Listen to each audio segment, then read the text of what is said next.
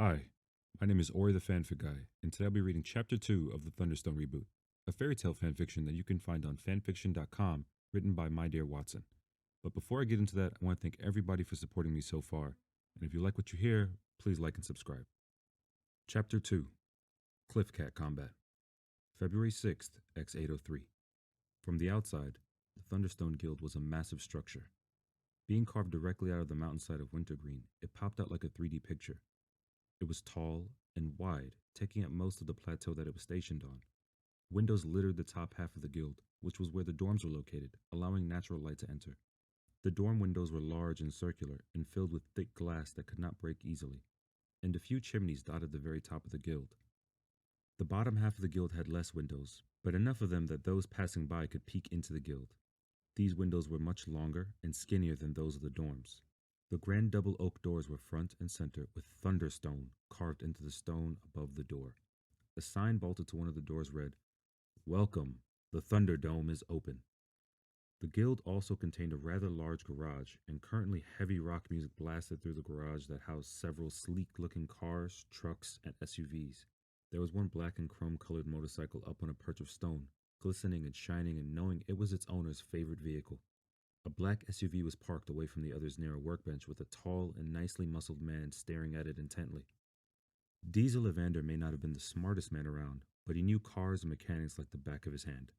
He had started detailing the SUV as soon as Maddox had returned it to him, and now he was putting the finishing touches on it. He had washed it twice and put a coat of wax over it. He had made sure all the dirt and grime had been cleaned from the tires and windows. He had cleaned out the inside of the car several times until he could see himself gleaming off of every surface. He made sure to refill the gas tank, check the engine, the car battery, and even the air filter. Everything seemed as pristine as it ever was when he finished with one of his cars, but he could still not shake a horrible feeling in his stomach. "I know that idiot drove you, Lola," he grumbled, running a hand through his dark blue hair to slick it back out of his face. "But you gotta tell me, baby, you gotta show me that he did." "Don't you think you're taking it too far this time?" a calm voice asked. Diesel looked up at the little cat that almost blended in with the black SUV he sat atop of. What gave the cat away was the strikingly bright orange stripe along his back that moved up into a mohawk on top of his head. The orange line was broken by a tiny gray leather jacket that had the guild symbol in white on the back of it, a mountain split in half by a lightning bolt. His black tail swished back and forth, his black eyes matching those of his cat partners. "Can't you just believe that Titan didn't drive the car?" "Hell no," Diesel said. "I know that loser drove this car. You saw that stupid grin on his face when he and Tedgel left here to go pick up Maddox." "He could have just been excited about going to get the master." "No one has an infuriatingly smug smirk like that going to pick up the old man, Inc." "You know, you could have just drove the car yourself to get Maddox, and you wouldn't be here losing your mind over it." "I had other cars to work on." "Mm-hmm," Inc said. "Well, you've been working on this car since Maddox returned it, and you haven't found anything yet. Can't you just call it a day already? We missed out on going on a mission with the others because you had to do your monthly car cleaning." "That mission wasn't worth much anyways," Diesel waved off the comment, his attention turning back to the interior of the SUV. "We wouldn't have got many jewels with it being cut 4 ways." "Yeah, but it's better than sitting here for 3 days watching you go crazy," Ink mumbled under his breath. "What was that?" "I said it's been 3 days and they still aren't back. I thought it was going to be an easy cleanup of a nest of cliff cats that had gotten too close to Wintergreen." Silence was the little cat's only answer. He looked down to see Diesel's eyes wide open in horror as they focused on something in the driver's seat that he could not see. But Diesel saw it, and now that he saw it, it was like a giant burning stain in his car. There, embedded into the seat, in between the back and bottom of the seat where one could barely see it, was a red string. Diesel reached out and pulled it out of the seat, staring at it in between his fingers with an inferno raging in his eyes. "And I lost him," Ink said with a sigh. He counted down on his paw. 3, 2, 1. "I'm gonna fucking kill him," Diesel said lowly before that raging inferno was released. "I'm gonna do it this time. I will, Ink. You can bet your ass, all our savings, and all my cars that I'm gonna fucking kill him." His words were practically roars echoing through the garage over the music. He shot up out of the room on the hunt for Titan. It did not take him long to find the large man as he threw open solid red double doors with black doorknobs with a sign lit up above them that read, "The Thunderdome." Behind those doors was a stylish yet comfortable bar in colors of red, black, and silver. To the right of those doors was a massive bar that took up the entire right wall. Stools with cushy black tops lined the bar, while the bar itself was made out of smooth mahogany wood-stained ebony. Glasses, ice, and fruit filled areas behind the bar, while there was also one large fridge full of bottled beer and cider that was off to the far left side. The rest of the bar was filled with beer taps, 20 different taps to be precise. Most of these taps were a constant throughout the year, such as wintergreen ale always being something customers could ask for, but there were a few taps that were changed out depending on the season. Behind the taps was a wall of liquor. Anything from wintergreen vodka to midi red wine to Bosco black bourbon was there. It was a wall full of colorful ambers, browns, whites, and reds, all shimmering and ready to be consumed. To the left of the doors along the walls were large and comfy booths, all rounded out to be able to face the large stage that took up the wall directly in front of the entrance doors. The booths were made up of sleek black tables and plush red seating. They were also raised up to be able to see the stage over the tall and skinny black round tables that filled the open area of the bar. Every table was completed with mint-scented candles, and the whole bar was filled with warm hanging lamps that could easily have their brightness changed from behind the bar. Everything in the bar was handled by one single man, Angelo Rothalio, and there he stood behind the bar in all his bow tie and suspender glory, grinning as he watched Diesel storm into the place. Titan stood at one of the tall black tables, locked in an intense arm wrestling match with a young woman with a mess of wild black hair. "Titan, you asshole!" Diesel shouted as soon as he saw him marching right up to the table. Titan jumped at the shout and looked up, giving the woman he was struggling against the advantage she needed. A hard thump was heard next, Titan's arm being slammed against the table. "Koku wins!" she announced, a crooked smile covering her face. "What? No fair. There was interference," he said, motioning to Diesel. "No excuses," she said. "Rock Monster lost to Koku again. That makes it 57 wins for Koku and negative 26 wins for the Rock Monster." "Negative?" Titan mumbled in confusion, counting along his fingers. "That doesn't make any sense. I can't have negative wins." "That's how badly the Rock Monster is at this game." "Whatever," he said with a huff, turning his irritation onto Diesel, who was now standing in front of him with a rage pouring off of him. Titan took a moment to step back from the man, wanting some breathing room if he actually needed to make an escape. "What the hell is your problem? You made me lose the match." "Like I care," Diesel snapped before he lifted the red string to eye level in between them. "Do you know what this is?" Titan stared at it before cocking an eyebrow at the other. "Oh!" Koku said as she popped up in between them to intensely study the string. "Koku knows. That's a string from the Rock Monster's skirt." "It's a kilt." "I don't care what the hell it is," Diesel shouted over the both of them. "I found it in my car." "And?" "I rode in it with Tejal to go get the master." "I found it in the driver's seat. Mind explaining that?" Titan paled at his words, little beads of sweat beginning to form on his forehead. "It probably just floated over to the driver's side." The room was filled with deadpan stares upon hearing his explanation. "Koku thinks the Rock Monster should start running," she whispered, taking several steps away from the pair. A heavy fist went swinging after she stepped away, causing the table they had been arm wrestling on to go crashing to the ground. "It floated? I'll make you float right into unconsciousness," Diesel shouted just as his fist flew past Titan's nose, the large man barely being able to dodge the attack. "I knew I shouldn't have let you go to the train station with Tejal. Where is that loser anyway? I'll knock him out for letting you drive." Outside the doors of the bar, Maddox stood pinching the bridge of his nose. Beside him stood a young woman with striking silver eyes. She wore a smirk, though she did not look all that amused with the shouts and noises coming from the other side of the door. Maddox then looked to the right of the red door, seeing a mop of brown hair leaning up against the wall. Tejal looked up at him with a nervous smile. "I guess right now isn't the best time for a drink?" Maddox gave him a look that said, "You think?" causing the young man to give a small laugh before taking off across the front room and through one of the other doors attached to it. "I guess we have to go in sooner or later," Maddox said with a sigh, the woman next to him nodding in agreement. He pushed open the red doors, revealing Diesel and Titan going at each other. They were throwing punches and kicks at each other, while Koku was egging them on with cheers and shouts of bets on who would win. He glanced down at the woman. "My money is on Diesel this time." The woman shook her head, causing her lightly curled dark blue hair to shake around her. "We aren't here to make bets, right?" Maddox let out another sigh. "The least anyone could let me do is bet on them if they're going to tear up my bar room." "Seriously? You would bet on your mages while we have more important matters to look?" Maddox stayed silent at her question, not wanting her to know how often he did that exact thing. "I'll take care of things then," she said before walking straight towards the fighting pair. Once right next to them, she crossed her arms in front of them to create an X before quickly slashing them downwards. Her arms were now glowing white as she lifted up her right hand to draw a circle in the air with two vertical tangent lines on either side of it. "Snow strike!" she shouted as she tapped the glowing symbol with her left hand. Instantly, rockets of snow pelted directly down on Titan and Diesel, and before long, they were both buried in the cold and heavy substance. "What the hell, Snowflake?" Diesel said. "Shut it, Grease Pit," she retorted. You shouldn't be fighting in the bar anyways. You remember the last time you two fought in here? Angelo gave you the wrong drinks on purpose for breaking 3 tables for 3 weeks. The group silently looked over at the bar to see the tall, handsome bartender smiling devilishly and waving in their direction. If the devil were a bartender, was the resounding thought of the room. Fine, Diesel huffed as he dug himself out of the snow pile.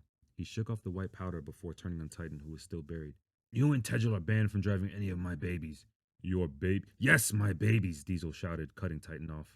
If you so much as leave a fingerprint on any one of them, you'll have a lot more to worry about than some wicked bartender. Fine, whatever, Titan grumbled in return, getting more snow on top of his head as Koku dove into the empty pile that Diesel had left behind. And you, Diesel rounded on the snow woman. You don't have any damn room to lecture me about fighting. Angelo wouldn't even serve you a drink for a month after your last brawl in here. So can it? This is who I have to go hunting down Quinn and the others with? I could just go on my own, you know, she said, rounding on Maddox with a hand on her hip. Maddox wiped a hand down his face. It's like dealing with 9-year-olds every day, he thought. Yes, don't you two normally get along? Diesel and the woman stared each other up and down as if sizing each other up. They both looked back at Maddox with a shrug. Sometimes. Lord help me, he muttered under his breath. Okay, look. I need someone to go check on Quinn, Xander, and Walker. They took a fairly simple mission of clearing out a nest of cliff cats a few days ago, but they should have been back by yesterday at the latest. I want to make sure nothing's happened to them. Both Diesel and the woman knew he was worried about the team being out in the mountains after the news of the murders. He would not usually send people out after a team until a few days went by after they should have been back. Maddox knew that some missions could take a couple days longer than intended, but it was easy to see the man was on edge about leaving them on their own for too long. Ink and I can go check on them ourselves. I don't need Andromeda tagging along. The woman landed a swift jab into the back of Diesel's knee, instantly sending him crashing to the ground. I don't know how I'm not on some sort of blood pressure medication, Maddox thought. You're both going, you and Andy, he said, looking over at Diesel, who was moving to stand up. I want to make sure there's someone there to back you up, and you're the best suited for this. You both know the other 3 quite well, and you work well together.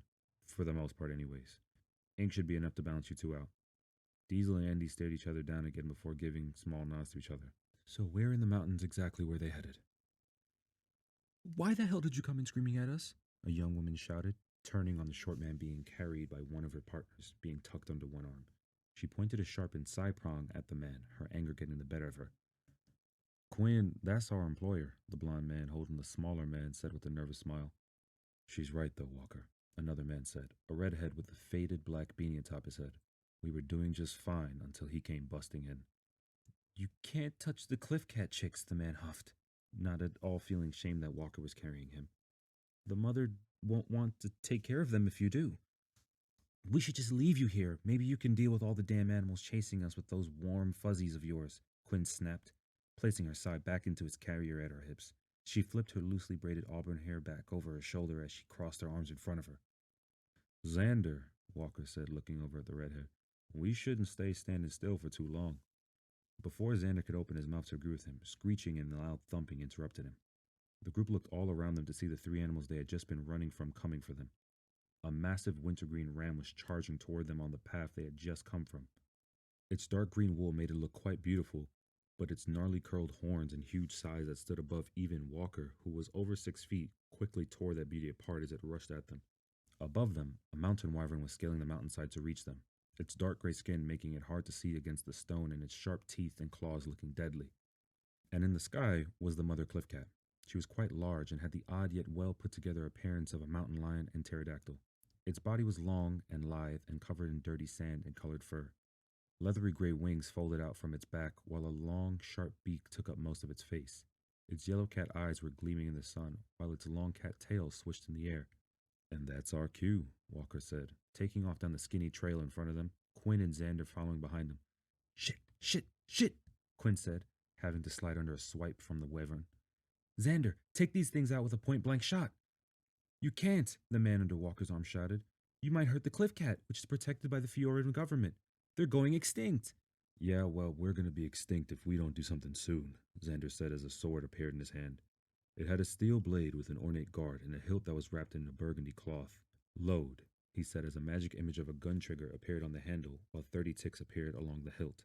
No, the man shouted upon seeing the sword. You two deal with the ram and the wyvern. I'll deal with the mama bird, Quinn said. Got it, both men replied.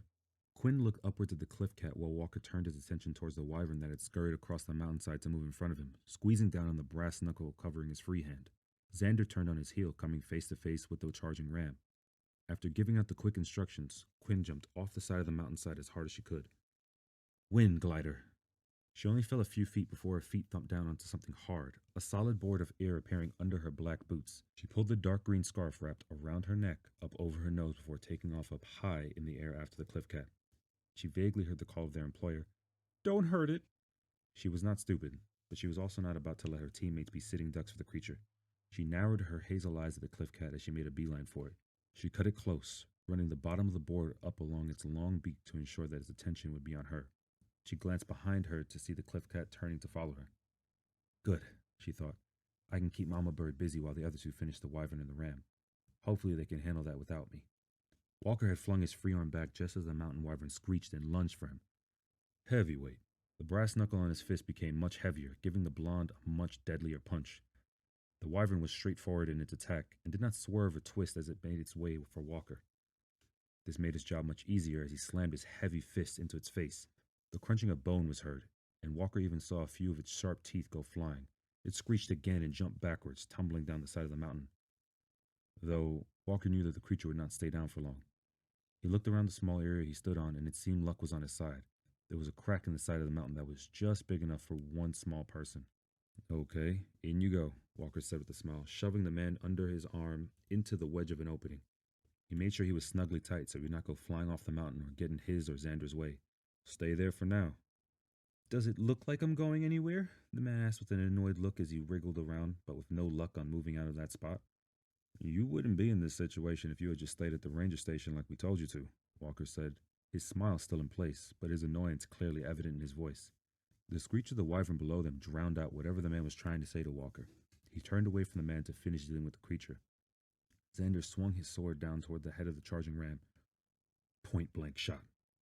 He pulled the trigger now on his blade. 2 of the 30 ticks along it disappeared as simple magic energy exploded directly on the ram's head. The large animal reared back as it shook its head. Smoke covered its face and horns momentarily, causing it to stand stock still. For a moment, Xander thought he might have lucked out and hit the right spot to instantly stop the ram, but a low bleat from the animal told him that it was not beaten yet. A pair of lighter, almost cute bleats followed the first one. Xander cocked an eyebrow looking up at the ram's back when the smoke cleared. Damn it, he cursed upon seeing 2 lambs with light green wool covering their bodies. Don't hurt the babies, their employer shouted once he saw them. Xander glared at the man. You hired us to help with the cliff cats, not rams. These things are everywhere, and we eat them abundantly in wintergreen. But the babies! What do you think lamb sticks are? Xander snapped. While he did not hate animals, wintergreen lambs were literally everywhere, and no one in town ever felt bad about taking a few out. And those babies are demon fluffs. The redhead turned back to face the ram without waiting for the man's response. When he was facing the animal again, the 2 babies were in front of him. The trio stared each other down for a long moment before the baby started to inch towards him with their deceptively cute bleating, their square eyes locked onto his burgundy peacoat. I don't think so, he shouted as he kicked at one of them. His brown boot made contact with it, sending it flying backwards with a panicked bleat. The large ram caught it by its wool in its teeth, throwing it onto its back. The other baby made a hard snap for Xander's coat, wanting nothing more than to gorge on it. Luckily, Xander was quick enough to pull away from it before kicking it and sending it back towards the big ram as well. Once both babies were on its back again, the ram snorted angrily at the redhead before bending its head down to charge at him again. Xander let out a as he lifted his sword to point at the ram again, though instead of aiming for its horned head this time, he aimed for the right leg. Artillery strike, he shouted as he pulled the trigger. 5 more ticks disappeared as a highly explosive shot of magic flew out from the sword. He repeated the same attack at the ram's left leg. The shots made contact, bringing down the ram instantly, but like Walker had known with the wyvern, Xander knew it was not going to be enough to keep the ram down. Xander was torn from looking at the ram when he heard a loud screech. He looked behind him to see Walker having a hard time dealing with the wyvern. The wyvern had come to tower over the blonde, using its wings and whip-like tail to keep Walker at bay. He was able to dodge the wyvern, but he could not get in to get another hit on it like he had the first time.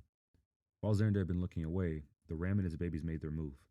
Suddenly, 2 little fluffs of green were standing in front of Xander while he felt a snort of hot air above his head.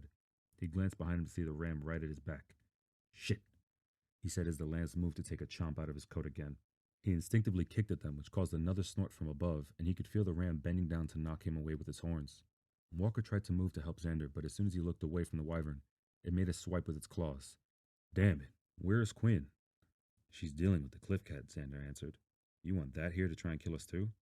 Walker made a face at his comment, knowing they would have to figure out how to get out of this mess they were in without Quinn. Though the answer to their problem soon came from above them. Oil dragons roar! Frostbite. A wave of thick black oil rained down onto the wyvern, causing it to momentarily stop its attack on Walker. It stood still in surprise while its eyes blinked through the oil. Above the ram, 5 thin white blasts of magic shot down at it. As soon as the blast hit the ram and the babies, they were stopped in their place in frozen pain. Walker and Xander exchanged looks, knowing exactly what to do now. Xander kicked the lambs out of the way, sending them off the mountain. Walker and Xander smirked and high-fived each other as they passed one another. Xander placed his sword into its holster on his back while he called forth another sword from his equip space. Flamberge. In his left hand appeared a simple double-edged steel sword with a fire lacrum placed in it just above the hilt. A red cloth was wrapped above the handle as well. Load, he said as he lifted the sword to point at the wyvern. As soon as the ticks appeared, he shot off another artillery strike, causing the wyvern to be blasted off the mountain in a fiery explosion. Walker looked at the stunned ram across from him, keeping his smirk in place. Heavyweight, he shouted as he began running towards the ram. He took his amplified fist and slammed it directly between the horns. Another crunch of bones was heard before the ram was flung off the mountainside in a fit of bleats, the sound echoing across the mountains. Hell yeah, both men said as they turned to high-five each other again. They then looked up to see Diesel, Ink, and Andy staring down at them from the ledge just above them. You're welcome, Andy said with a cock of her hips. We've been looking for you idiots for hours, Diesel said. Why weren't you back at the nest that we saw on the way here? Walker took that moment to pull their employer out of the mountainside. Because of this fool, he said, lifting the man up to show them. He started an attack between the mama cliff cat, a mountain wyvern, and a wintergreen ram because he freaked out on us. The man began to protest, but Andy quickly cut him off. And where is Quinn? Xander and Walker pointed up, causing everyone to look up there. There they saw Quinn flying around with the cliff cat. Is she fucking doing what I think she's doing? Diesel said, his eye twitching in annoyance. Above them, Quinn had pulled out her phone tablet, maneuvering her wind glider and the cliff cat where she wanted them. When she felt like everything was in place, she pulled down the scarf away from her face and gave the biggest, cheesiest smile before taking a picture with the cliff cat right behind her. Got it, she said as she pulled the scarf back up and flew above the creature before its beak could snap down on her.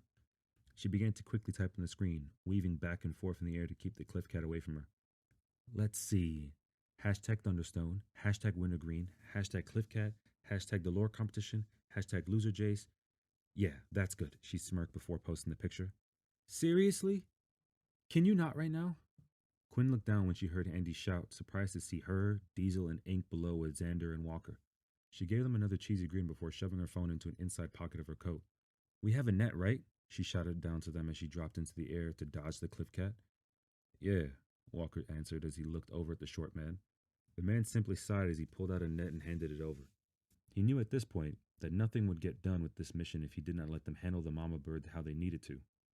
Thanks, Walker said before waving the net up at Quinn.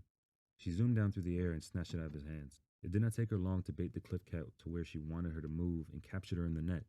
She grasped the ends of the net closed in her hands as she slowly lowered the cliff cat down to the ledge that Walker and the others stood on. She kept the wiggling creature just above the ledge so their employer could administer the tranquilizer to it. The tranquilizer worked fast, and soon Quinn was standing on solid ground again. That picture better win the competition for the week, Quinny, Xander said, eyeing her with a smirk. Don't call me that, she snapped before a smile settled on her face. I already know Jace is going to lose this week. His best picture was him riding on top of a train. Psh, like we haven't already seen or done that ourselves. I think it's about time your brother loses anyways, Walker chimed in. He's won the last 3 weeks, right? Last week was a fluke. That idiot Ray had to help him win it. The two men left the subject alone after that, knowing better than to poke at that wound. So why are you three out here? Xander asked, looking up at the trail above them. Maddox sent us out here to look for you when you didn't come back yesterday. What was taking you so long to move some cliff cats? Diesel asked. Our employer here made us plan for days on how we were going to move the nest, and then he insisted on following us up into the mountains instead of staying in the ranger station like we told him to. Slowed us down quite a bit, Walker explained. I told you, the man began. You can't touch the babies. Well, there is no way we're moving those eggs without touching them, Quinn said with a huff. We can work something out, Andy said, eyeing the short man. I'm sure that wearing gloves will be sufficient enough to move them, yes? And then we can carry them by the net as well. The man opened his mouth to protest their plan, thinking that rolling the eggs into a net would shake them around too much, but Quinn cut him off. That's what we were gonna do, but then he flipped his shit over around, moving them too much. Andy's silver eyes pierced the man with such fierceness that he could no longer even open his mouth to protest. Then that is what we're doing. This mission should have been done already, and you should have been home yesterday. Then let's get a move on, Diesel said as he began helping the group up onto the ledge that he stood on. This has been Chapter 2 of the Thunder Stone Reboot, a fairy tale fanfiction written by MyDearWatson that you can find on Fanfiction.com. My name is Ori the Fanfic Guy. Please like and subscribe.